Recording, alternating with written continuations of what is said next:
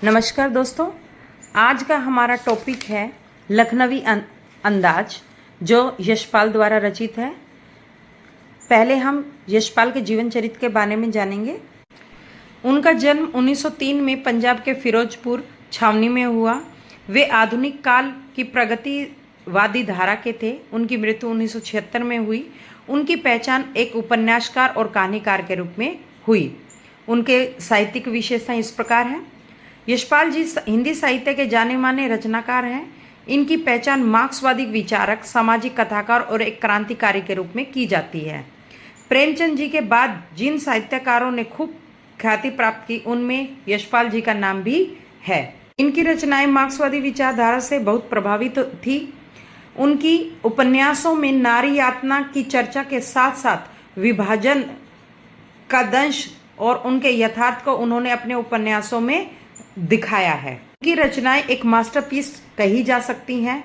उन्हें मजदूरों का संघर्ष और सामंती व्यवस्था के खिलाफ के विचारों को भी प्रस्तुत करने का एक प्रतीक कहा जाता है। उनका क्रांतिकारी व्यक्तित्व सारी रचना में साफ नजर आता है। उपन्यास झूठा सच भारत विभाजन की त्रासदी पर, दादा कॉमरेड मजदूर संघर्ष पर, दिव्या नारी यातना पर, मेरी तेरी उसकी बात 1942 के आंदोलन पर, कहानी संग्रह है पिंजरे की उड़ान, फूलों का कुर्ता, काव्य संग्रह है चक्कर क्लब, कुत्ते की पूछ, यात्रा वृत्तांत है लोहे की दीवार के दोनों ओर और संस्मरण है सिंघा अवलोकन। भाषा में कोई विशेष अनुराग नहीं था। उनकी भाषाओं में संस्कृत, उर्दू, अंग्रेजी सभी तरह के शब्द मिल जाते थे। उनकी उपलब्धियां और पुरस्कार इस प्रकार है। उन्हें पद्म भूषण 1970 में मिला, मंगला प्रसाद पारितोषिक 1971 में और साहित्य अकादमी पुरस्कार तेरी मेरी उसकी बात के लिए 1976 में प्राप्त किया। चलिए कहानी शुरू करने से पहले कहानी के बारे में जानेंगे कि लखनवी अंदाज कहानी यशपाल जी द्वारा रचित एक व्यंग्यात्मक निबंध है जिसमें लेखक ने सामंती वर्ग के प्रति अपनी प्रतिक्रिया व्यक्त की है। मुगल और ब्रिटिश काल में सामंती वर्गों का वर्चस्व था। सामंती वर्ग अर्थात विशिष्ट जनों का कुनबा, जिनके पास संपत्ति की कोई कमी नहीं थी। देश आजाद हुआ और सारी व्यवस्था लोकतांत्रिक हो गई। ब्रिटिश काल की कई व्यवस्थाओं को बदल दिया गया। उसमें नवाबों के रियासतों का विलय भी किया गया। सामंती वर्गों के साथ हाथ से सत्ता और धन दोनों चली गई, पर एक चीज बच गई, उनकी झूठी शानो शौकत और अक्कड़। चलिए जानेंगे इस कहानी को पढ़ के जानेंगे कि यह किस तरह था। मुफस्सिल की पैसेंजर ट्रेन चल पड़ने की उतावली में फुंकार कर रही थी। आराम से सेकंड क्लास में जाने के लिए दाम अधिक लगते हैं। दूर तो जाना नहीं था। भीड़ से बचकर एकांत में नई कहानी के संबंध में सोच सकने और खिड़की से प्राकृतिक दृश्य देख सकने के लिए टिकट सेकंड क्लास का ही ले लिया। गाड़ी छूट रही थी। सेकंड क्लास के एक छोटे डब्बे को खाली समझकर जरा दौड़कर उसमें चढ़ गए। अनुमान के प्रतिकूल डिब्बा निर्जन नहीं था। एक बर्थ पर लखनऊ की नवाबी नस्ल के एक सफ़ेद पोश सज्जन बहुत सुविधा से पालती मारकर बैठे थे। सामने दो ताजे चिकने खीरे तौलिए पर रखे थे। डिब्बे में हमारे सहसा कूद जाने से सज्जन की आंखों में एकांत चिंतन में विघ्न का असंतोष दिखाई दिया। सोचा हो सकता है यह भी कहानी के लिए सूझ की चिंता में ही हो या खीरे जैसी अपदार्थ वस्तु का शौक करते देख जाने के संकोच में हो। नवाब साहब ने संगति के लिए उत्साह नहीं दिखाया। हमने भी उनके सामने की बर्थ पर बैठकर आत्मसम्मान से आंखें चुरा ली। ठाली बैठे कल्पना करते रहने की पुरानी आदत है। नवाब साहब की असुविधा और संकोच के कारण का अनुमान करने लगे। संभव है नवाब साहब ने बिल्कुल अकेले यात्रा कर सकने के अनुमान में किफ़ायत के विचार से सेकंड क्लास का टिकट खरीद लिया हो और अब गवारा ना हो कि शहर का कोई सफ़ेद पोश उन्हें मंझले दर्जे में सफ़र करता देखे। अकेले सफ़र का वक्त काटने के लिए ही खीरे खरीदे होंगे और अब किसी सफ़ेद पोश के सामने खीरा कैसे खाए। हम कनखियों से नवाब साहब की ओर देख रहे थे। नवाब साहब कुछ ही देर में गाड़ी की खिड़की से बाहर देखकर स्थिति पर गौर करते रहे। ओह, नवाब साहब ने सहसा हमें संबोधित किया। आदाब अर्ज, जनाब खीरे का शौक फरमाएंगे। नवाब साहब का सहसा भाव परिवर्तन अच्छा नहीं लगा। भाप लिया। आप शराफत का गुमान बनाए रखने के लिए हमें भी मामूली लोगों की हरकत में लथेड़ लेना चाहते हैं? जवाब दिया, शुक्रिया। किबला शौक फरमाएं। नवाब साहब ने फिर एक पल खिड़की से बाहर देखकर गौर किया और दृढ़ निश्चय से खीरे के नीचे रखा तौलिया झाड़ कर सामने बिछा लिया।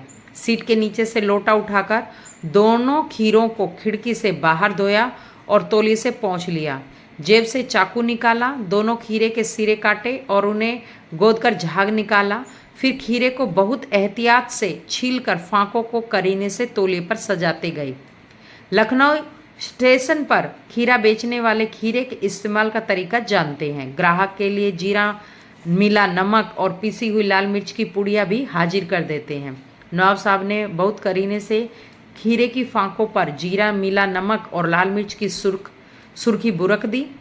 उनकी प्रत्येक भाव भंगिमा और जबड़ों के स्फुरन से स्पष्ट था कि उस प्रक्रिया में उनका मुख खीरे के रसास्वादन की कल्पना से प्लावित हो रहा था।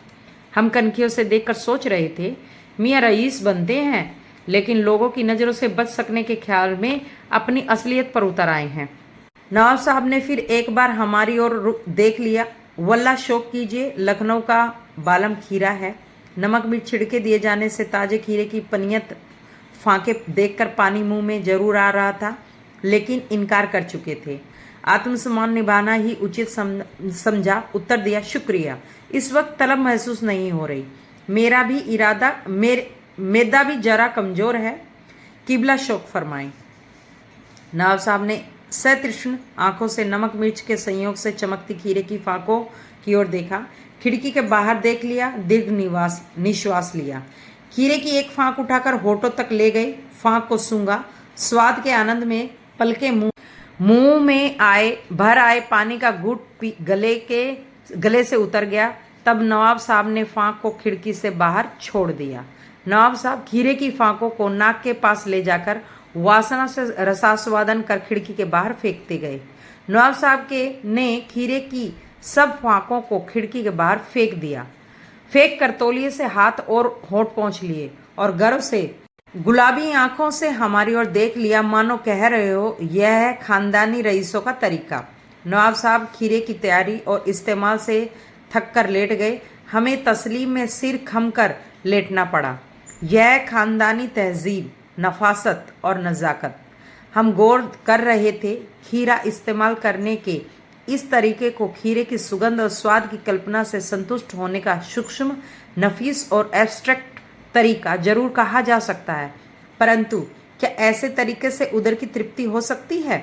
नवाब साहब की ओर से भरे पेट के ऊंचे डकार का शब्द सुनाई दिया और नवाब साहब ने हमारी ओर देखकर कह दिया, खीरा लजीज होता है लेकिन होता है सकीन, नामुराद मैदे पर बोझ डाल देता है।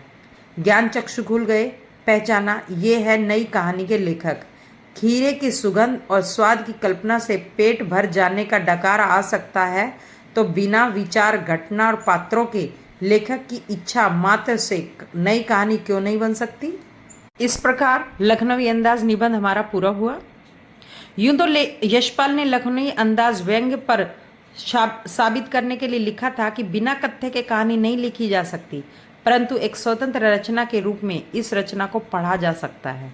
यशपाल उस पतनशील सामंती वर्ग पर कटाक्ष करते हैं जो वास्तविकता से बेखबर एक बनावटी जीवन शैली के आदी हैं। कहना ना होगा कि आज के समय में भी ऐसी परजीवी संस्कृति को देखा जा सकता है। दोस्तों, अगर आपको मेरा वीडियो पसंद आ रहा है तो लाइक करें, सब्सक्राइब करें और मुझे कमेंट सेक्शन में जाके बताएं कि मुझे किस टॉपिक पे वीडियो बनानी चाहिए। और मेरा वीडियो देखने के लिए आपका बहुत बहुत धन्यवाद।